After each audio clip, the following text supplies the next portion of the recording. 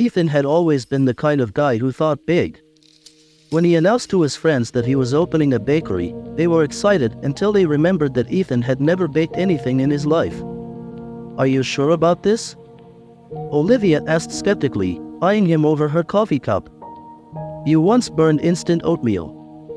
"That was one time," Ethan said defensively. "Besides, baking is just science. Follow the recipe, and everything works out."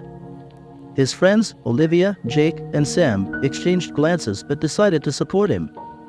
After all, what could go wrong? Opening day arrived, and Sweet Escape Bakery was ready for business. Ethan had spent the previous night baking an assortment of pastries, confident that his efforts would impress the crowd. The doors opened, and customers eagerly lined up to try his creations. Unfortunately, Ethan's science had gone terribly wrong. The croissants were dense as bricks, the cupcakes were more like hockey pucks, and his signature raspberry tart had somehow turned green. The first customer, a little old lady, took one bite of a muffin and frowned. "Dear, is this supposed to be lemon? It tastes like sadness." Jake bit into a cookie and nearly broke a tooth. "Ethan, did you use cement instead of flour?" Panicked, Ethan rushed to the kitchen, hoping to salvage the situation. His friends followed.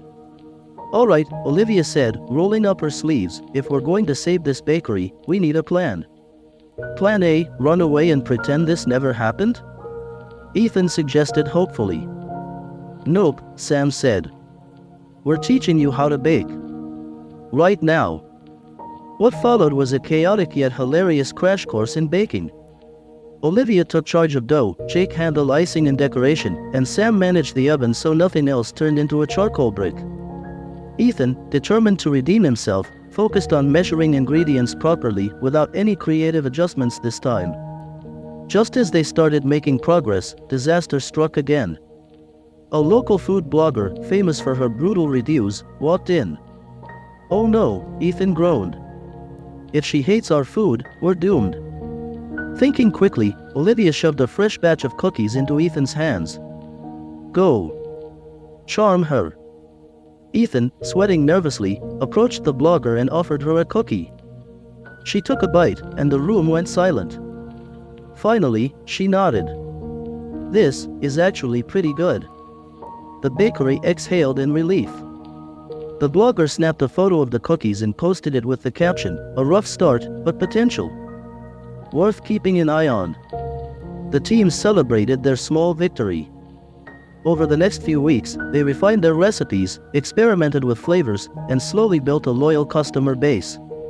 Ethan, despite his disastrous beginning, found himself genuinely loving the art of baking. Months later, Sweet Escape Bakery had become a local favorite.